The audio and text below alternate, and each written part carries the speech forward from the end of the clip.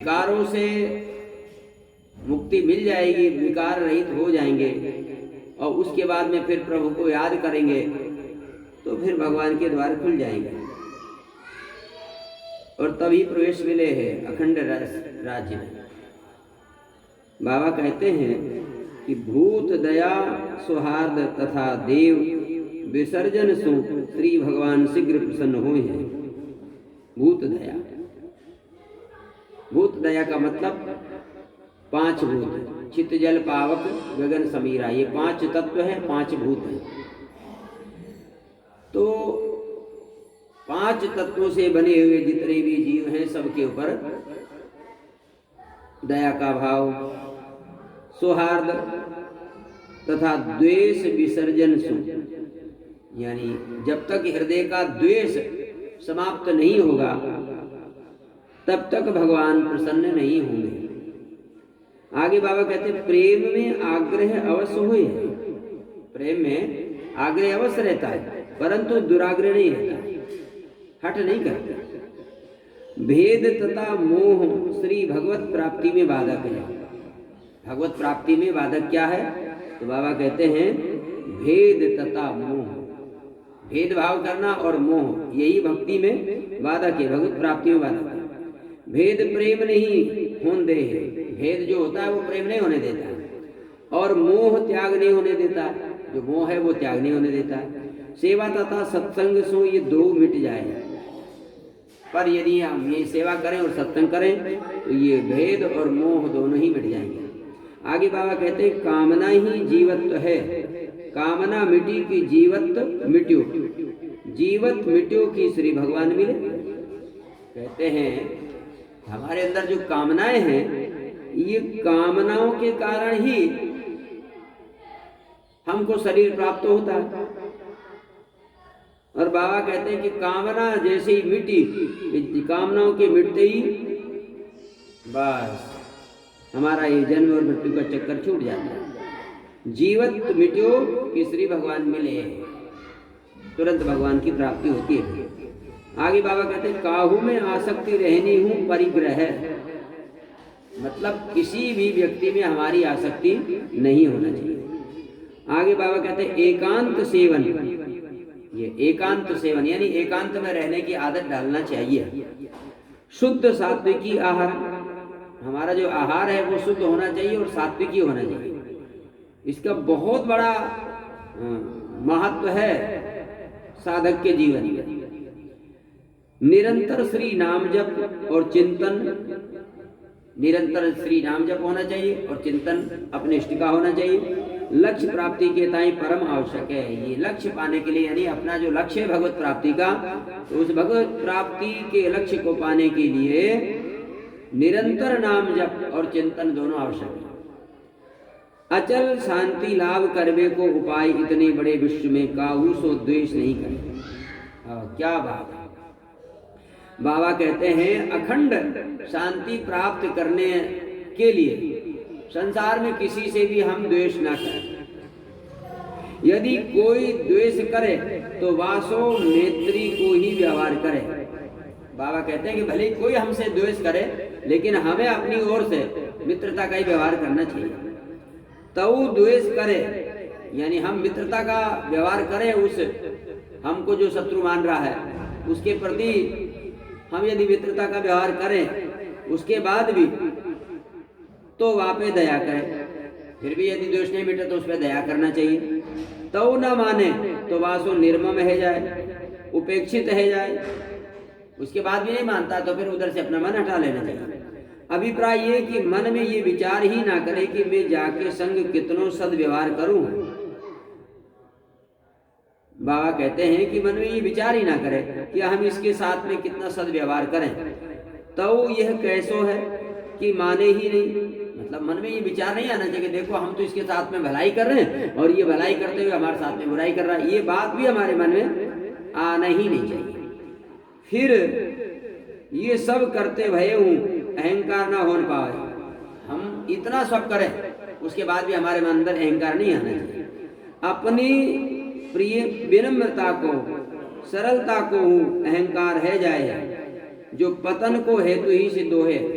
कभी कभी क्या होता है, हमें अपनी सरलता का भी अभिमान हो जाता है, अपनी विनम्रता का भी अभिमान हो जाता है, और वही हमारे पतन का कारण बन जाता है। आगे बाबा कहते हैं, भजन करते भय हूं, यदि भजन में आनंद नहीं आवे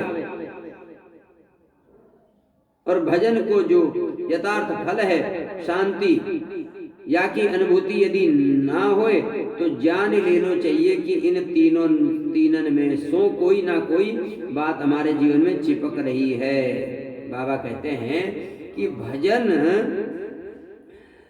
करने पर भी यदि भजन में आनंद नहीं आ रहा है, भजन का यथार्थ फल नहीं मिल रहा है, शांति का अनुभव नहीं हो रहा है, तो फिर समझ लेना चाहिए कि हमसे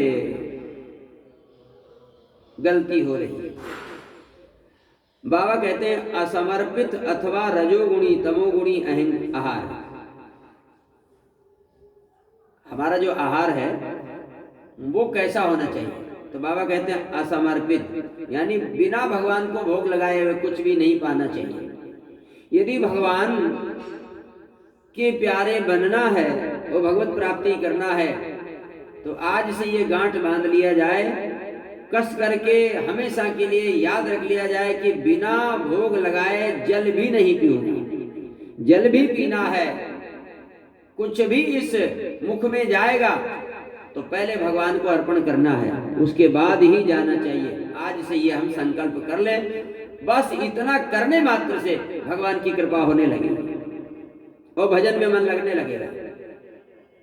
तो कहते हैं कि एक तो भगवान को भोग लगा करके, और साथ साथ में ये भी ध्यान रखना चाहिए कि जो हम भोग लगा रहे हैं वो रजोगुणी तो नहीं है, तमोगुणी तो नहीं है।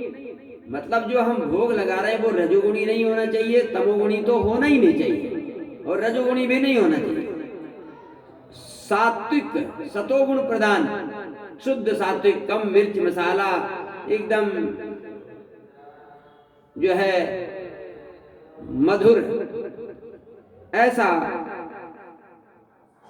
प्रसाद ठाकुर जी को भोग लगाना, और फिर उसको पाएं तो भजन में मन लगेगा। कुसंग की प्राप्ति और सत्संग को अभाव।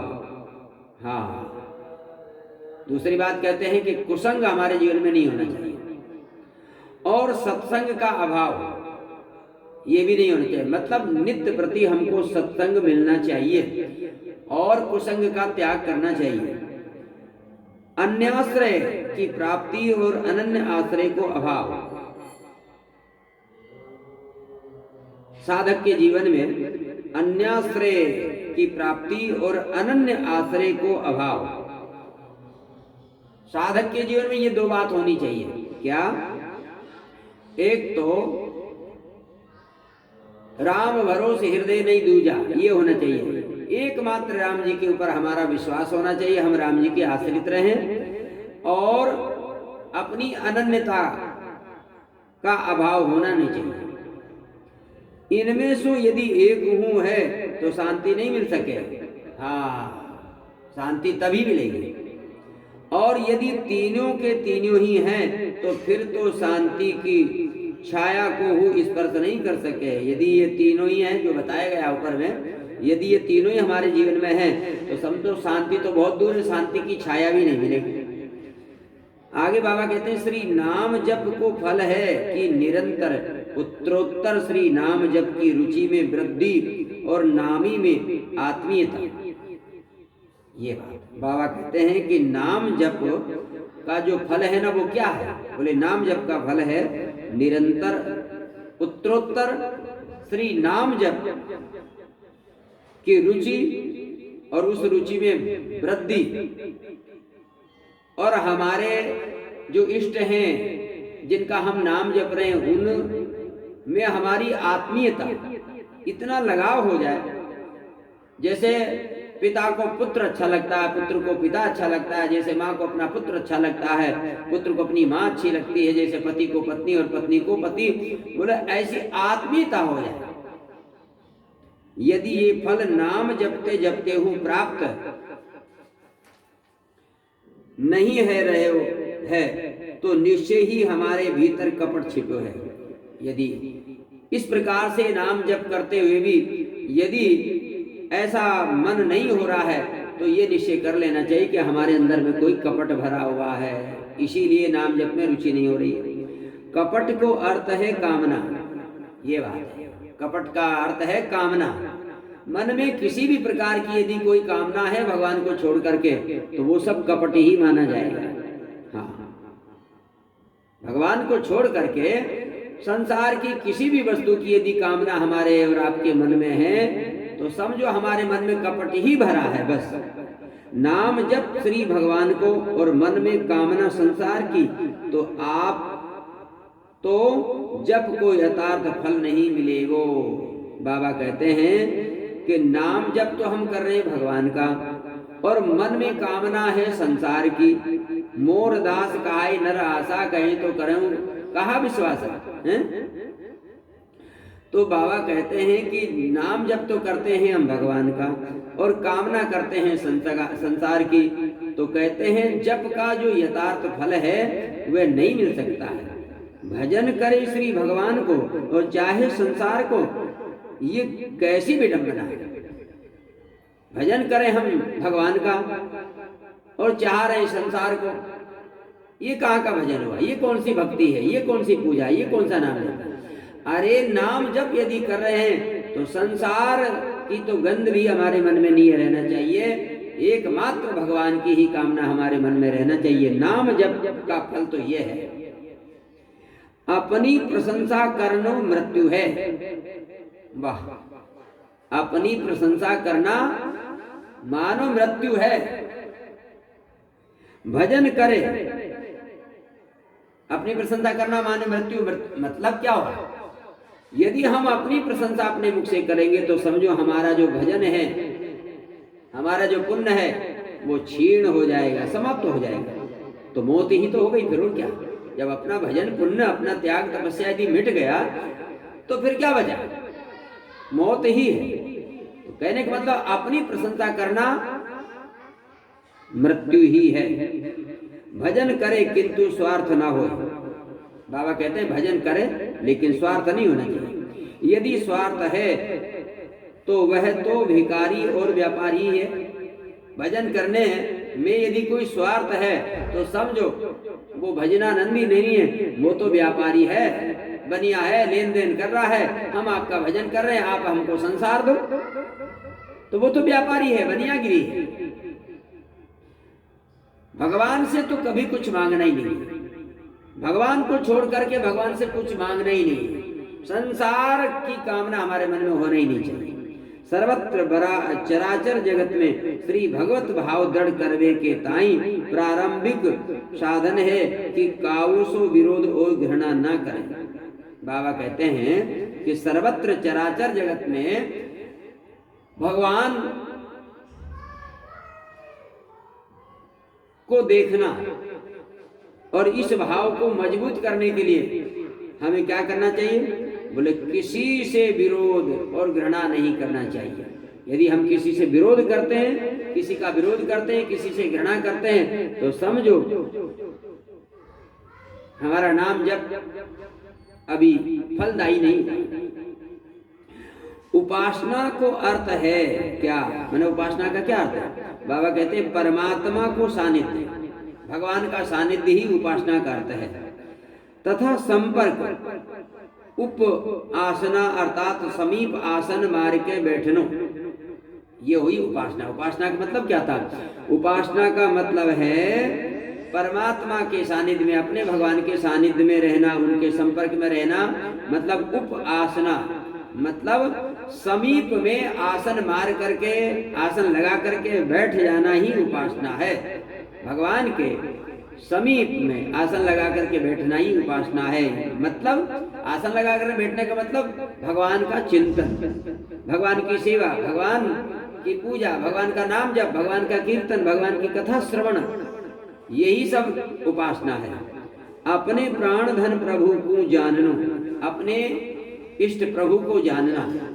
जानवे को अर्थ यह नहीं कि इनकी भूली बिछुरी याद यदा कदा कर लेनो। भगवान को जानने का अर्थ ये नहीं है कि कभी कभी भगवान को याद कर लेना भूल चूक से।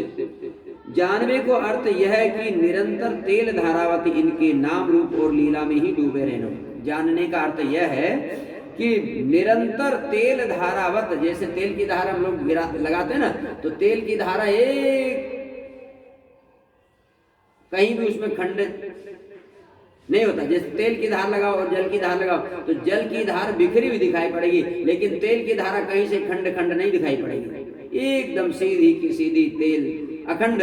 तो बोले ऐसी तेल धारावत अखंड चिंतन भगवान का होना चाहिए, यही है जानने का अर्थ। आगे बाबा कहते हैं बस एक ही काम है कि इनको अपनो बनानो। बस हमारे पास में एक ही काम होना चाहिए कि भगवान को अपना बनाना। याईसु सब सुलभ है जाएगा। बाबा कहते हैं कि इसी से हमको सब प्राप्त हो जाएगा। कोई दूसरो चिंतन ही ना हो पावे, कोई दूसरा चिंतन ही मन में नहीं होना चाहिए। यही साधन है, यही प्रेम है और यही कर्तव्य है और यही अपनो परम धर्म है। यानी भगवान के सिवा दूसरा चिंतन ही हमारे मन में नहीं आना चाहिए। फिर यही हमारी साधना है, यही हमारा प्रेम है और यही हमारा कर्तव्य है और यही हमारा परम धर्म भी है। वाह जय हो, क्या जोरदार बात है, धन्य। वाह भाई वाह।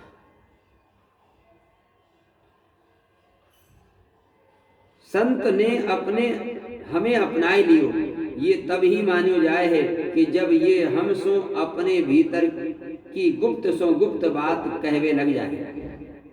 हाँ, आगे बाबा कहते हैं कि संत ने, किसी संत ने, महापुरुष ने हमको अपना लिया है तो ये तभी माना जाएगा कि वो अपने हृदय की गुप्त से गुप्त बात जो हमें बता दे, तो समझो संत की कृपा हो गई, संत ने हमें अपना लिया है।